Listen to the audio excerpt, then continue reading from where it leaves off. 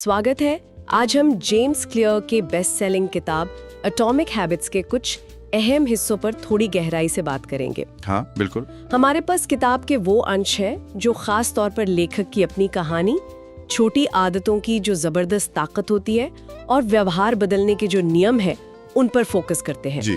तो हमारा मकसद है इन हिस्सों से जो मुख्य सिद्धांत हैं उनको समझना, मतलब कैसे अच्छी आदतें हम बना सकते हैं और बुरी आदतों को तोड़ सकते हैं। सही कहा। और शुरुआत होती है लेखक के जीवन की एक ऐसी घटना से जिसने सच में सब कुछ बदल दिया। तो चलिए देखते हैं इसे। जी। तो ये कहानी शुरू होती है जेम्स क्लियर के हाई स्कूल के दिनों से। हुआ ये कि एक बेसबॉल बैट उनके चेहरे पर बहुत जोर से लगा। हाँ, और ये कोई मामूली चोट नहीं थी, मतलब एक बहुत ही भयानक अनुभव था। गंभीर चोटें आई, वो कोमा में चले गए और फिर धीरे धीरे ठीक होने का एक बहुत लंबा सफर था। बाप रे। हाँ, उस हादसे की भयावहता वो तो है ही, लेकिन जो बात यहाँ शायद सबसे अहम है वो ये कि इस अनुभव ने उन्हें छोटी, मतलब लगातार की जाने वाली आदतों की ताकत का एहसास कैसे कराया। अच्छा। हाँ, उन्हें सीधी रेखा में चलने जैसी बिल्कुल बेसिक चीजें फिर से सीखनी पड़ी। सच में। हाँ, और महीनों के रिहैब के बाद जब वो वापस बेसबॉल फील्ड पर लौटे तो उन्हें जूनियर टीम में डाल दिया गया, जो जाहिर है उनके लिए काफी अपमानजनक था। समझ सकती हूँ, लेकिन यहीं से एक नई शुरुआत हुई है ना। हाँ, उन्होंने हार नहीं मानी। बिल्कुल नहीं। धीरे धीरे उन्होंने वजन उठाना शुरू किया, पढ़ाई पर ध्यान देना शुरू किया, सोने का समय ठीक किया, ऐसी छोटी छोटी आदतें अपनाई। सही। और ये बदलाव शायद शुरू में तो बहुत मामूली लगते होंगे, पर सालों तक जब वो टिके रहे तो नतीजे चौंकाने वाले थे। बिल्कुल। और देखिए ना, इस घटना के 6 साल बाद वही इंसान जो कभी कोमा में था, वो डेनिसन यूनिवर्सिटी का टॉप मेल एथलीट चुना गया। अरे वाह। और इतना ही नहीं, ESPN academic all America team में भी शामिल हुए। कमाल है। ये इस बात का जीता जागता सबूत है कि छोटे, लगातार किए जाने वाले सुधार अगर लंबे समय तक, मतलब सालों तक जारी रखे जाएं, तो असाधारण कमाल के परिणाम दे सकते हैं। सफलता कोई एक रात की चीज नहीं होती। सही कहा। ये तो रोजमर्रा की आदतों का नतीजा है। और शायद यही व्यक्तिगत अनुभव था जिसने उन्हें किताब लिखने की प्रेरणा दी। हाँ, लगता तो यही है। उन्होंने 2012 में jamesclear.com पर अपने जो भी एक्सपेरिमेंट्स थे, अपने विचार थे, वो शेयर करना शुरू किया। अच्छा। और वो बहुत जल्दी पॉपुलर हो गया। अच्छा। फिर वो एक न्यूज़लेटर में बदला और आखिरकार इस किताब की शक्ल ली। और दिलचस्प बात यह है कि वो खुद को कोई एक्सपर्ट या गुरु नहीं मानते, है ना? नहीं, बिल्कुल नहीं। वो तो खुद को अपने रीडर्स के साथ मिलकर प्रयोग करने वाला मानते हैं, एक साथी की तरह। ये अच्छी बात है। और इसी बुनियाद पर, इसी अनुभव और रिसर्च पर उन्होंने व्यवहार परिवर्तन के वो 4 चरण बताए। संकेत, जिसे क्यू कहते हैं। हाँ, क्यू। फिर लालसा, क्रेविंग, प्रतिक्रिया यानी रिस्पॉन्स, और इनाम, रिवॉर्ड। हाँ। और इनसे जुड़े 4 नियम। तो ये सिर्फ किताबी बातें नहीं है, बल्कि उनके अपने जीवन के अनुभव और काफी गहरी रिसर्च का निचोड़ है, जिसमें कॉग्निटिव और बिहेवियरल साइंस दोनों शामिल हैं। सही। तो किताब का जो सेंट्रल आइडिया है वो है परमाणु आदतें, यानी एटॉमिक हैबिट्स की शक्ति। जी। यहाँ एटॉमिक शब्द के शायद 2 मतलब निकलते हैं, है ना? एक तो बहुत छोटा, अणु जैसा। हाँ बिल्कुल। और दूसरा किसी बड़ी व्यवस्था का वो बुनियादी हिस्सा जिसमें बहुत शक्ति छिपी हो। सही पकड़ा, एकदम सही। और इसका एक बहुत शानदार उदाहरण दिया है किताब में ब्रिटिश साइकिलिंग टीम का। हाँ, वो तो कमाल का उदाहरण है। 2003 तक इस टीम का प्रदर्शन, मतलब करीब 100 सालों से बहुत ही साधारण, एवरेज रहा था। बिल्कुल एवरेज। मतलब टूर डी फ्रांस जैसी रेस में तो उनका कोई खास प्रदर्शन था ही नहीं। फिर डेव ब्रेल्सफोर्ड प्रदर्शन निदेशक बनकर आए। हाँ, डेव ब्रेल्सफोर्ड। और उनकी जो स्ट्रैटेजी थी वो कमाल की थी। सीमांत लाभों का एकत्रीकरण, अंग्रेजी में एग्रीगेशन ऑफ मार्जिनल गेन्स। हाँ, मतलब हर उस छोटी से छोटी चीज में सिर्फ 1% सुधार करना, जो साइकिलिंग से किसी भी तरह जुड़ी हो सकती है। सिर्फ 1%? हाँ, सिर्फ 1%। उन्होंने राइडर्स की सीटों को ज्यादा आरामदायक बनाने से लेकर टायरों पर अल्कोहल रगड़ना ताकि ग्रिप बेहतर हो। अच्छा। सही मसाज जेल कौन सा है वो चुनना, और यहाँ तक कि सोने के लिए सबसे सही तकिया और गद्दा कौन सा होगा, ये सब चीजें उन्होंने देखी। मतलब हर छोटी से छोटी डिटेल पर ध्यान दिया। हर डिटेल पर, कपड़ों से लेकर खाने पीने से लेकर ट्रेनिंग के तरीकों तक, सब कुछ। और नतीजा वो तो मतलब अविश्वसनीय था। बिल्कुल अविश्वसनीय। कुछ ही सालों में ब्रिटिश साइकिलिंग टीम दुनिया की बेस्ट टीमों में से एक बन गई। हाँ, आंकड़े तो यही बताते हैं। 2007 से 2017 के बीच उन्होंने 178 वर्ल्ड चैंपियनशिप्स जीती। 178? हाँ, और 66 ओलंपिक या पैरालंपिक गोल्ड मेडल। सोचिए जरा। और 5 बार टूर डी फ्रांस का खिताब। ये तो कमाल ही हो गया। ये दिखाता है कि वो जो छोटी छोटी लगातार बेहतरी होती है ना, उसकी चक्रवृद्धि शक्ति मतलब कंपाउंडिंग पावर कितनी जबरदस्त हो सकती है। हाँ, ये कंपाउंडिंग वाला आइडिया बहुत पावरफुल है। इसे आप गणित से भी समझ सकते हैं। अगर आप 1 साल तक हर दिन सिर्फ 1% बेहतर होते हैं, सिर्फ 1%, तो साल के अंत तक आप 37 गुना बेहतर हो जाएंगे। 37 गुना? हाँ, और इसके उलट अगर आप रोज 1% खराब होते जाते हैं, तो साल के अंत तक आप लगभग 0 पर पहुंच जाएंगे। ओह! तो ये जो छोटी जीत होती हैं या छोटी हार, ये समय के साथ बहुत बड़ा रूप ले लेती है। अच्छी आदतें समय को आपका दोस्त बनाती हैं और बुरी आदतें वो दुश्मन बना देती हैं। लेकिन यहाँ एक पेंच भी है। जैसा आपने कहा, प्रगति हमेशा सीधी रेखा में नहीं होती। कई बार लगता है कि हम मेहनत तो कर रहे हैं पर कुछ हो नहीं रहा। हाँ बिल्कुल, ये बहुत होता है। यहीं पर वो अप्रकट क्षमता का पठार या प्लेटो ऑफ लेटेंट पोटेंशियल वाला आइडिया आता है ना? बिल्कुल। इसे ऐसे समझे, मान लीजिए एक बर्फ का टुकड़ा मेज पर रखा है। ठीक है। कमरे का तापमान है मान लीजिए 25 डिग्री सेल्सियस। अब धीरे धीरे तापमान बढ़ता है, 26, 27, 28, 29, 30, 31 डिग्री। बर्फ पर कोई असर नहीं, वो वैसे की वैसी है, कुछ नहीं बदलता। कुछ नहीं। फिर तापमान होता है 32 डिग्री और अचानक बर्फ पिघलना शुरू हो जाती है। हाँ, वो जो 1 डिग्री का बदलाव था, जो पहले के बदलावों जैसा ही था, उसने अचानक एक बड़ा नतीजा दिखा दिया। सही। हमारी मेहनत भी अक्सर तब तक नजर नहीं आती जब तक हम उसे खास पॉइंट को, उस थ्रेशोल्ड को पार नहीं कर लेते। और लोग उसे रातों रात मिली सफलता कह लेते हैं। हाँ बिल्कुल, वो सफलता से पहले की जो लगातार मेहनत होती है, जो पठार वाला समय होता है, उसे नहीं देख पाते। इसीलिए लेखक कहते हैं कि लक्ष्यों मतलब गोल्स से ज्यादा सिस्टम पर ध्यान देना जरूरी है। हाँ, ये एक बहुत बहुत महत्वपूर्ण बात है इस किताब की। लक्ष्य हमें दिशा दिखाते हैं, जैसे कि हमें पहुंचना कहाँ है, ये जरूरी है। लेकिन सिस्टम वो प्रक्रिया है, वो प्रोसेस है जो हमें रोज आगे बढ़ाती है। ठीक है। जीतने वाले और हारने वाले दोनों के लक्ष्य अक्सर एक जैसे होते हैं। जैसे ओलंपिक में हर एथलीट गोल्ड मेडल जीतना चाहता है ना? हाँ बिल्कुल। लेकिन जीतता वही है जिसके पास लगातार बेहतर होने का एक अच्छा सिस्टम होता है। आप सिर्फ स्कोरबोर्ड देखते रहने से मैच नहीं जीत सकते। आपको रोज प्रैक्टिस करनी होगी, सही खाना होगा, सही सोना होगा, ये सब सिस्टम का हिस्सा है। ये बात तो है। और लक्ष्य हासिल करने से जो खुशी मिलती है, वो भी तो अक्सर थोड़ी देर की ही होती है। बिल्कुल। मान लीजिए आपने कमरा साफ करने का लक्ष्य रखा और कर भी लिया, आप खुश हुए। लेकिन अगर आपने साफ सफाई बनाए रखने का कोई सिस्टम नहीं बनाया, तो कमरा कुछ ही दिनों में फिर गंदा हो जाएगा। हाँ, ये तो होता है। सिस्टम जो है वो स्थायी परमानेंट बदलाव लाते हैं। और एक और बात जो किताब में कही गई है वो ये कि लक्ष्य आधारित सोच हमारी खुशी को भविष्य पर टाल देती है। सही कहा।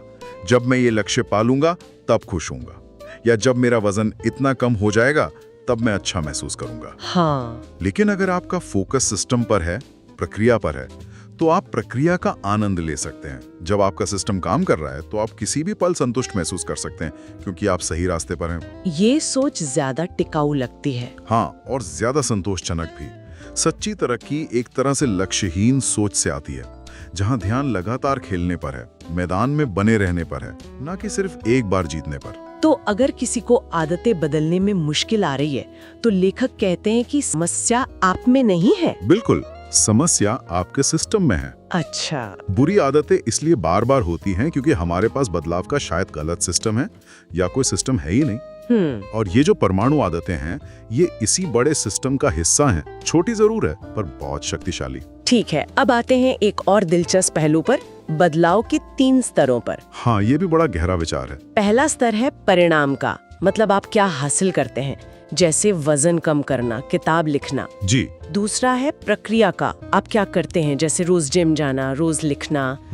और तीसरा और शायद सबसे गहरा स्तर है पहचान का, आप क्या मानते हैं, आप कौन हैं। पहचान, आइडेंटिटी। हाँ, आइडेंटिटी। और किताब बताती है कि सबसे गहरा और टिकाऊ बदलाव इसी पहचान के स्तर पर होता है। बिल्कुल। सिर्फ ये सोचना कि मैं वजन कम करना चाहता हूँ, ये हुआ परिणाम, या मैं रोज जिम जाऊंगा, ये हुई प्रक्रिया, ये उतना शक्तिशाली नहीं है जितना ये सोचना कि मैं एक स्वस्थ इंसान हूँ। अच्छा। हाँ, क्योंकि आपकी आदतें आपकी पहचान बनाती हैं और फिर आपकी पहचान आपकी आदतों को और मजबूत करती है। ये एक लूप की तरह है। अगर आपका व्यवहार आपकी पहचान से मेल नहीं खाता तो वो ज्यादा देर टिकेगा नहीं। कोई उदाहरण है इसका? हाँ, जैसे किताब में कहा है, आप ज्यादा पैसा कमाना चाह सकते हैं, ये लक्ष्य हो गया। लेकिन अगर आपकी पहचान एक खर्च करने वाले इंसान की है, तो जैसे ही पैसा आएगा आप खर्च कर देंगे, बचत नहीं कर पाएंगे। हाँ, बात तो सही है। असली बदलाव तब आता है जब आप अपनी पहचान बदलते हैं, जब आप सोचने लगते हैं मैं वो इंसान हूँ जो सोच समझकर खर्च करता है, या मैं एक निवेशक हूँ। तो ब्रायन क्लार्क वाला जो नाखून चबाने का उदाहरण है वो शायद इसी से जुड़ा है। हाँ बिल्कुल। ब्रायन क्लार्क जो एक उद्यमी हैं, उनकी सालों से नाखून चबाने की आदत थी। उन्होंने बहुत कोशिश की छोड़ने की, पर छोड़ नहीं पाए। एक दिन उन्होंने तय किया कि वो नाखून तब तक नहीं चबाएंगे जब तक वे थोड़े बढ़ ना जाएं। ठीक है, ये तो इच्छा शक्ति हुई। हाँ। फिर उन्होंने कुछ ऐसा किया जो थोड़ा अजीब लग सकता है। उन्होंने जाके मैनिक्योर करवाया। मैनिक्योर? अच्छा। हाँ, उन्हें लगा कि अगर वो अपने नाखूनों की देखभाल पर पैसा खर्च करेंगे तो शायद शर्म के मारे चबाना बंद कर दें। लेकिन ऐसा हुआ नहीं। नहीं, वजह पैसा नहीं थी। मैनिक्योर के बाद पहली बार उनके नाखून वाकई अच्छे दिखे, साफ सुथरे शेप में। हाँ। और उन्हें देखकर उन्हें अपने नाखूनों पर गर्व महसूस हुआ। एक फीलिंग आई कि अरे मेरे नाखून अच्छे दिख सकते हैं। अच्छा। और ये जो नई पहचान बनी, मैं वो इंसान हूँ जिसके नाखून अच्छे दिखते हैं, ये इतनी मजबूत हो गई कि उन्होंने फिर कभी नाखून नहीं चबाए। कमाल है। तो आंतरिक प्रेरणा जो अंदर से आती है, उसका शिखर तब आता है जब कोई आदत आपकी पहचान का हिस्सा बन जाती है। आप वो काम इसलिए नहीं करते कि आपको करना है, बल्कि इसलिए करते हैं क्योंकि आप वैसे ही इंसान हैं। तो लक्ष्य सिर्फ किताब पढ़ना नहीं होना चाहिए? नहीं, लक्ष्य होना चाहिए पाठक बनना। अच्छा। लक्ष्य मैराथन दौड़ना नहीं, धावक बनना है। धावक बनना। हाँ। सच्चा व्यवहार परिवर्तन असल में पहचान का परिवर्तन है। आपकी हर आदत, हर छोटा काम इस बात के लिए एक वोट की तरह है कि आप किस तरह के इंसान बनना चाहते हैं। हर आदत एक वोट है। ये अच्छी लाइन है। हाँ, और छोटी छोटी आदतें लगातार ये सबूत पेश करती हैं कि आप वो इंसान बन रहे हैं, और धीरे धीरे आपकी पहचान बदल जाती है। आप जो करते हैं वही आप बन जाते हैं। तो प्रक्रिया सीधी है। पहले तय करें कि आप किस तरह का इंसान बनना चाहते हैं, फिर छोटी छोटी जीतों से, छोटी छोटी आदतों से इसे खुद के लिए साबित करें। बिल्कुल, यही रास्ता है। ठीक है, तो ये सब होता कैसे है, मतलब आदतें बनती कैसे हैं? इसके लिए लेखक व्यवहार परिवर्तन के वो 4 सरल चरण और उनसे जुड़े नियमों की बात करते हैं। हाँ, वो 4 लॉज। और इसकी जड़ें तो काफी पुरानी है, एडवर्ड थॉर्नडाइक के प्रयोगों तक जाती हैं। हाँ, 1898 के एक्सपेरिमेंट्स थॉर्नडाइक ने बिल्लियों पर प्रयोग किए थे। उन्हें पजल बॉक्स में बंद करके देखा कि वो बाहर निकलना कैसे सीखती हैं। अच्छा। और उन्होंने पाया कि जिन कामों का नतीजा संतोषजनक होता है, मतलब जिनसे बिल्ली को कुछ अच्छा मिलता है, जैसे खाना, वो काम बिल्लियां दोहराती हैं, और जिन कामों का नतीजा अच्छा नहीं होता उन्हें वो छोड़ देती हैं। सीधी सी बात है। हाँ, और इसी से आदत बनने का वो 4 चरणीय पैटर्न सामने आता है जो मनुष्यों पर भी लागू होता है। पहला है संकेत। क्यों? ये वो ट्रिगर है जो दिमाग को इशारा देता है कि भाई ये काम शुरू करो। जैसे फोन की घंटी बजना एक संकेत है। ठीक है, क्यों? फिर दूसरा है लालसा, क्रेविंग। ये उस आदत के पीछे की इच्छा या जरूरत है।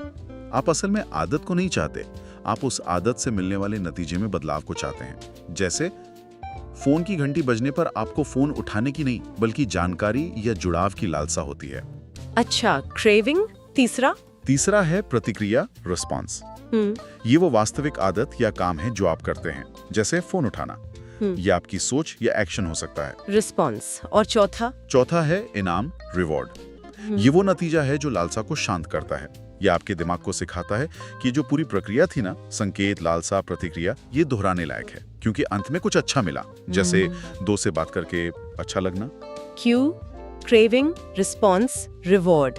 संकेत, लालसा, प्रतिक्रिया, इनाम। हाँ, ये चारों मिलकर एक हैबिट लूप बनाते हैं। और इन्हीं 4 चरणों से वो व्यवहार परिवर्तन के 4 नियम निकलते हैं जो अच्छी आदतें बनाने में हमारी मदद करते हैं। बिल्कुल। पहला नियम है इसे स्पष्ट बनाएं। Make it obvious. मतलब अच्छी आदत के लिए जो संकेत या क्यू है, उसे अपने माहौल में बिल्कुल साफ और सामने रखें। उसे अनदेखा करना मुश्किल हो जाए। जैसे अगर रोज सुबह विटामिन लेना है तो गोली की डिब्बी को रात में ही किचन काउंटर पर रख दें, जहां नजर पड़े। या एक और तरीका है एडिट स्टैकिंग। हैबिट स्टैकिंग, वो क्या है? इसका फॉर्मूला है, अपनी वर्तमान आदत के बाद मैं नई आदत करूंगा। अच्छा। आप अपनी किसी पुरानी जमी हुई आदत के साथ नई आदत को जोड़ देते हैं। पुरानी आदत नई आदत के लिए संकेत बन जाती है। जैसे रोज सुबह कॉफी बनाने के बाद मैं 1 गिलास पानी पीऊंगा। या जूते उतारने के बाद मैं उन्हें तुरंत शू रैक में रखूंगा। ये तो बहुत प्रैक्टिकल है। ठीक है, तो पहला नियम मेक इट ऑब्वियस। दूसरा नियम है इसे आकर्षक बनाएं, मेक इट अट्रैक्टिव। आकर्षक मतलब आदत को इतना दिलचस्प या लुभावना बना दे कि आप उसे करना चाहें, उसे करने की इच्छा हो। वो कैसे होगा? इसका एक तरीका है प्रलोभन बंडलिंग। टेम्पटेशन बंडलिंग, अच्छा नाम है। हाँ, इसमें आप अपनी एक जरूरी आदत जो शायद थोड़ी बोरिंग हो, उसे अपनी किसी पसंदीदा गतिविधि के साथ जोड़ देते हैं। जैसे मान लीजिए आपको कसरत करनी है लेकिन मन नहीं करता और आपको अपना पसंदीदा नेटफ्लिक्स शो देखना बहुत पसंद है, तो आप नियम बना लें कि आप अपना पसंदीदा शो तभी देखेंगे जब आप ट्रेडमिल पर चल रहे होंगे या एक्सरसाइज बाइक चला रहे होंगे। ये तो अच्छा है। हाँ, आप उस चीज का लालच इस्तेमाल करते हैं जो आप करना चाहते हैं, उस चीज को करने के लिए जो आपको करनी चाहिए। और सामाजिक माहौल का भी जिक्र है शायद। बिल्कुल, हम जिन लोगों के साथ रहते हैं उनका हम पर बहुत असर पड़ता है। तो ऐसी जगह या ऐसे लोगों के साथ रहें जहां आपकी मनचाही आदत एक सामान्य बात हो। अगर आपके सारे दोस्त रोज सुबह दौड़ने जाते हैं तो शायद आप भी जाने लगे। ठीक है, तो दूसरा नियम मेक इट अट्रैक्टिव। तीसरा नियम है इसे आसान बनाएं, मेक इट इजी। आसान बनाएं। ये तो समझ आता है। हाँ, मतलब आदत को करने में जो मेहनत लगती है, जो रुकावटें, फ्रिक्शन आती हैं, उन्हें कम से कम करें। अपने माहौल को ऐसा बनाएं कि अच्छी आदतें करना बिल्कुल आसान हो, बिना सोचे हो जाए। जैसे कि जिम जाने के कपड़े रात को ही निकाल कर रख लेना। बिल्कुल, ये एक क्लासिक उदाहरण है। या अगर फल ज्यादा खाने तो उन्हें धोकर सामने टेबल पर रख दें, बजाय फ्रिज में पीछे छुपा कर रखने के। हाँ, और वो 2 मिनट का नियम भी इसी में आता है। हाँ, वो बहुत शक्तिशाली है। 2 मिनट रूल। नियम ये है कि किसी भी नई आदत को उसके सबसे छोटे 2 मिनट वाले संस्करण से शुरू करें। सिर्फ 2 मिनट? हाँ, जैसे रोज किताब पढ़ना बन जाता है एक पन्ना पढ़ना, आधा घंटा योग करना बन जाता है योगा मैट बिछाना, रोज दौड़ने जाना बन जाता है अपने दौड़ने वाले जूते पहनना। लेकिन इससे क्या होगा? इससे शुरुआत करना आसान हो जाता है। सबसे मुश्किल काम अक्सर शुरू करना ही होता है। एक बार आपने शुरू कर दिया तो आगे बढ़ना आसान हो जाता है। आपको पहले आदत डालनी है, फिर उसे धीरे धीरे बढ़ाना है। सही बात है, शुरुआत करना ही सबसे अहम है। तो तीसरा नियम मेक इट इजी। और चौथा नियम है इसे संतोषजनक बनाएं, मेक इट सैटिस्फाइंग। संतोषजनक मतलब करने के बाद अच्छा महसूस हो। बिल्कुल, आदत पूरी करने के बाद तुरंत कोई संतुष्टि, कोई इनाम मिलना चाहिए। हमारा दिमाग तत्काल मिलने वाले इनामों को ज्यादा पसंद करता है बजाय भविष्य में मिलने वाले फायदों के। हाँ, ये तो है।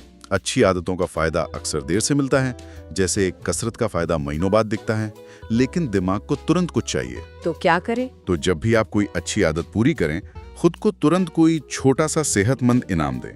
जैसे कसरत पूरी करने के बाद अपना पसंदीदा गाना सुनना या 5 मिनट आराम करना, या फिर हैबिट ट्रैकर का इस्तेमाल करें। हैबिट ट्रैकर जैसे कैलेंडर पर निशान लगाना? हाँ, कैलेंडर पर हर उस दिन निशान लगाएं जब आप अपनी आदत पूरी करते हैं। ये आपको अपनी प्रगति दिखाता है जो अपने आप में संतोषजनक है, और आप उस निशानों की लकीर को तोड़ना नहीं चाहेंगे। वो एक विजुअल प्रूफ बन जाता है आपकी मेहनत का। ये तो बहुत अच्छा तरीका है। तो ये हो गए 4 नियम अच्छी आदतें बनाने के।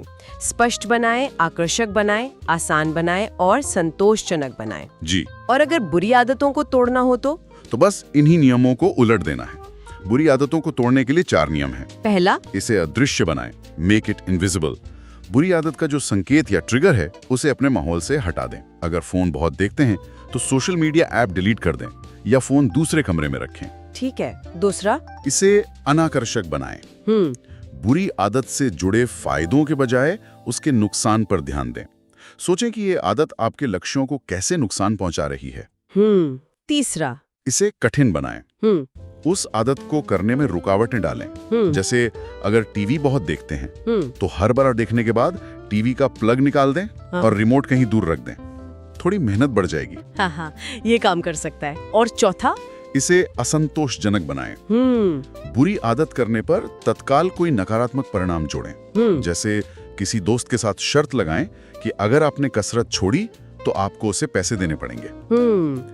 इसे आदत अनुबंध, हैबिट कॉन्ट्रैक्ट कहते हैं। ओह, हैबिट कॉन्ट्रैक्ट। हाँ, इससे आदत को जारी ना रखने की कीमत बढ़ जाती है। तो ये 4 नियम और उनके उलट, ये पूरा फ्रेमवर्क है आदतों को समझने और बदलने का। बिल्कुल। और ये सिर्फ कोई ट्रिक्स नहीं है, बल्कि ये मानव व्यवहार के जो बुनियादी सिद्धांत हैं उन पर आधारित हैं। ये हमें अपनी आदतों को समझने और उन्हें अपने फायदे के लिए डिजाइन करने का एक व्यावहारिक नक्शा देते हैं। तो जेम्स क्लियर की एटॉमिक हैबिट्स के इन अंशों से हमने आज काफी कुछ सीखा। हाँ, काफी गहरी बातें हैं इसमें। सबसे पहली बात तो ये कि छोटी मतलब परमाणु जैसी आदतें अगर लगातार की जाएं तो समय के साथ मिलकर बहुत बड़े नतीजे दे सकती हैं। वो 1% वाला सुधार। बिल्कुल, कंपाउंडिंग इफेक्ट। दूसरी बात, लक्ष्यों से ज्यादा जरूरी है वो सिस्टम्स जो हमें रोज आगे बढ़ाते हैं। सिस्टम पर फोकस करना। हाँ, प्रक्रिया महत्वपूर्ण है। तीसरी, सबसे गहरा और टिकाऊ बदलाव तब आता है जब हम सिर्फ अपना व्यवहार नहीं बल्कि अपनी पहचान बदलते हैं। हम किस तरह के इंसान बनना चाहते हैं, इस पर फोकस करना। पहचान आधारित आदतें, आइडेंटिटी बेस्ड हैबिट्स। और चौथी बात, व्यवहार परिवर्तन के वो 4 नियम स्पष्ट बनाएं, आकर्षक बनाएं, आसान बनाएं, संतोषजनक बनाएं और बुरी आदतों के लिए इनके उलट। ये हमें अपनी आदतों को डिजाइन करने का एक प्रैक्टिकल तरीका सिखाते हैं। जी हाँ, ये एक पूरा टूल किट है। बिल्कुल। और जाते जाते शायद सोचने के लिए एक विचार छोड़ सकते हैं हम सब के लिए। हाँ, जरूर। आज आपकी कौन सी छोटी, लगभग अदृश्य सी लगने वाली आदत है जो आपकी पहचान के लिए वोट डाल रही है? और क्या ये वही पहचान है जिसे आप वास्तव में बनाना चाहते हैं? बहुत अच्छा सवाल है। सोचने वाली बात है। इस पर विचार करें। सुनने के लिए धन्यवाद।